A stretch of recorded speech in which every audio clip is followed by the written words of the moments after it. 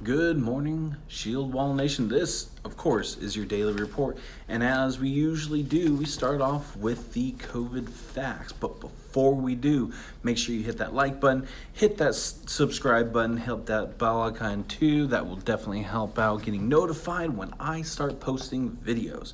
So let's get into this report.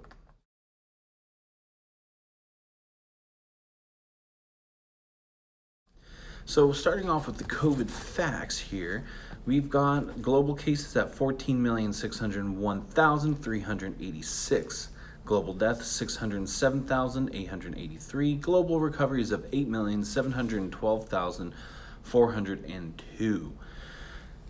U.S. cases, we've got 3,886,538 with 143,226 deaths and 1,797,738. Now, we don't know how true these facts are either in the United States or globally. We do have facts that the fact is these numbers are inflated. With deaths that occur through motorcycle accidents, through vehicle accidents, cardiac arrest, gunshot. If you have COVID in your system, you are automatically registered as a COVID death. Yeah. Also, if one person pops positive on a test and no one does for let's say through months and months and months, those other people in your household are automatically categorized as COVID patients and you get put into the database. So what they are doing is they are doing a third-party system that I've mentioned in another video, briefly mentioned, not anything in detail, where states have to put their facts through this other company, and this other company really deciphers whether it's true or not, which could be good, could be bad, who knows, but we'll see how it plays out because states get federal aid from how many COVID deaths and patients that they have. So of course they want to bump those numbers up so then they can get more money. So these numbers, as far as US, I can say is full of it. I don't even know how much of it is true, but this is what the government's lying to us about. But under the COVID, there's states requiring customers to wear masks, more business in states that are requiring customers to wear masks, like Lowe's, Menards, Walmart, Walgreens, CVS, Home Depot. There's others coming later on, but those are the ones that are mandating it right now. Let's see, several reports of various areas include the theme of residents swarming public meetings concerning mask wearing policies, health related measures, and more. Several meetings have been canceled because of the crowds not wearing masks or social distancing. So that actually happened in Idaho.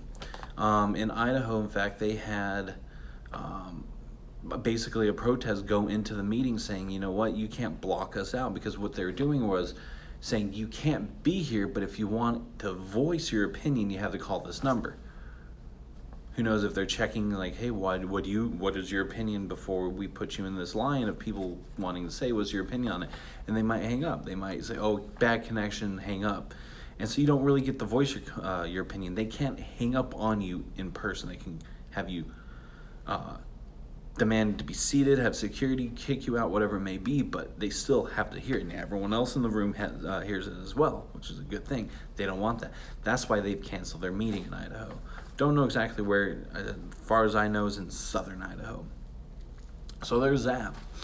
So they're really trying to use this mask pandemic scare to stop us from voting so they can push things through that benefits them and not us. Good job, Idaho.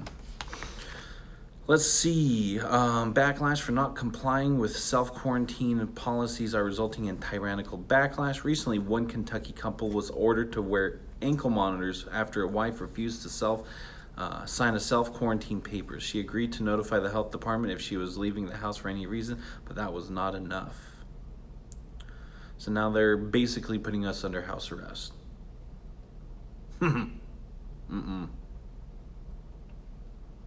Were they going to arrest you and put you in jail? They're clearing out the jails. What are they going to do? If you refuse an ankle bracelet, they can't throw you in jail. They're clearing them out. They're clearing out the pedophiles. You're your crime is much less than a pedophile. But if they put you in jail because of that, and instead of a pedophile in jail, you see where they got this whole thing mixed up. In Melbourne, Australia is also under mask order. Exceptions include medical conditions, athletic activities such as running, and banking. So you can't go into a bank without while wearing a mask. Kind of makes sense. A non-compliance can result in a $200 on-the-spot fine. So you better have $20 in your pocket if you decide not to wear a mask. Let's see. There's the yellow Black Lives Matter street mural in front of Trump Tower in Manhattan was defaced with paint for the third time in a single week, leading to the arrest of 2 women. In fact, there's another video that another YouTuber made about that, and it shows her actually pouring black paint all over this, saying, you know, y'all think Black Lives Matter? No, they don't. And she never used any cuss words, no actual violence. She was preaching about God and, you know, how no one really cares about Black lives, especially the Black Lives movement, so on and so forth. If I can find the video, I'll put it up here. So there's that. They're also saying in the Cook Political Report has downgraded 20 Republican House races in the latest update, writing that Trump's poor approval rating are now sinking Republican chances in the House and Senate. One Cook political analyst warns that the Republicans can see a repeat of the 2008, losing both Senate and the White House this November. I mean, it's possible. It's very, very possible. But I think with all these rich people leaving Democratic states and Democratic cities, leaving that due to the high inflation and taxes, and people leaving those same kind of cities and states because of the politics and the politicians are not defending the citizens, and they much rather have riots burning down cities. They much have that's not right. So from what I see is they're trying to cause chaos and blame it on Trump. And anything Trump does, they're going to blame it on Trump. Whether it's good or bad, they're going to turn it to be bad and blame it on Trump, as they've been doing since his entire 4 years. So, and you know what? A lot of the population is sucking that up and believing it. A lot of the population doesn't think for themselves. They see what they want to see. They hear what they want to hear. And sometimes all of us are guilty of that. But it's the consistency of it that's an issue. If they turn a blind eye because I say, you're supposed to hate this person, and they go, okay, I hate this person. That person can give you money, a new car, a house. They will still hate that person because someone else told them. Think for yourselves for once. Use your own brain. Is Trump that bad? He says a lot of stupid crap, and he trolls a lot of people. And should he? I don't think so. But he's done a lot of good things under his administration. The fact that he's been in politics for almost 4 years, while we have politicians that are in for almost 50 years, like Joe Biden, that everyone wants to vote for, he hasn't done nearly enough in his political career than Trump. People also say that the fact that Trump has failed businesses, he went bankrupt. But he still turned $1 million into billions. Joe Biden doesn't own a company. He is our servant. Public servant. He works for us, and he's making millions. Riddle me that. Anyways, I digress. There's also this mail-in voting system going on, and a lot of the Republican Party officials are kind of warning against that, especially since the fact that Trump has continued to claim that the mass voter fraud with the mail-in voting may actually convince GOP, which is the Republican voters, to simply stay at home November, facing increased concerns for the ballots. Don't vote by mail-in. Don't. I repeat, don't. Those votes get counted if it's really close in the race. Other than that, your mail-in vote doesn't count. Let me repeat. Do not mail in your votes. Go to the booths. Because yours won't count. They only count the voting at the booths. If it's close, they will start counting the mail-in.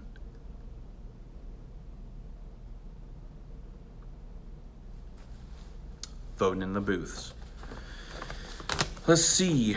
The wonderful chaos that's happening in Portland, Oregon. Actually, Oregon is suing several federal agencies for civil rights abuses after protesters, which are actually the rioters, were arrested, and tear gas, flashbangs were also used. But this has all happened. This riot and this protesting has happened since mid-July. Federal law enforcement officials have been in Portland, Oregon to protect federal property from anarchist violence. On Thursday, both Portland Mayor Ted Wheeler and Oregon Governor Kate Brown, both Democrats, requested the withdrawal of federal officers from the city. In an official statement, acting director of Department of Homeland Security Secretary Chad Wolf said that the federal law enforcement would not leave Portland, and explained why federal law enforcement are there. And he quotes, Portland has been under siege for 47 days straight by violent mobs, while local political leaders refuse to restore order to protect their city, end quote. Meanwhile, Oregon Public Radio interviewed an individual whose friend was arrested, and he said, I see guys in camo, 4 or 5 of them pop out, open the door, and it was just like, whoa, shit, I don't know who you are or what you want with us, end quote. During a video, the man can be heard commenting, feds are, quote, feds are driving out, grabbing people off the streets, end quote. So far, federal officials have charged 13 individuals with crimes related to anarchist violence or rioting, and which have been criticized as abductions of political prisoners. However, the U.S. Marshals Special Operations Group and CBP Border Patrol tactical units are arresting individuals involved in violent activities during protests and riots. If you are burning down something or destroying something, you're getting arrested. Why should that woman Beverly Beatty, that actually painted over the one I just said about Trump, the Black Lives Matter Trump in front of Trump Tower, that she was painting over, Beverly Beatty's her name. By the way, she's a black woman. If she can get arrested multiple times for doing it, because she's done it multiple occasions in different locations and been arrested. If she can get arrested for covering up that, then these people that are burning down and beating people and destroying stuff should be arrested too. Simple as that. Let's see. Cassie Costa of the Daily Beast said anti-Semitic black celebrities like Nick Cannon should stop denigrating Jewishness and instead critique Jews on their whiteness and on basis of white assimilation and imperialism.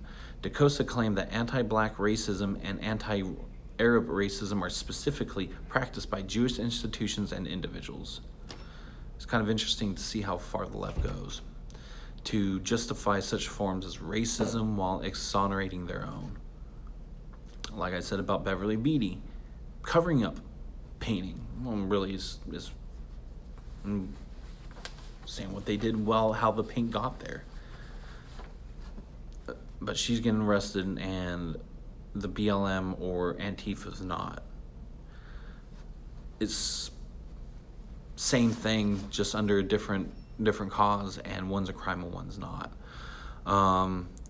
So there's that. This will be the end of the daily report.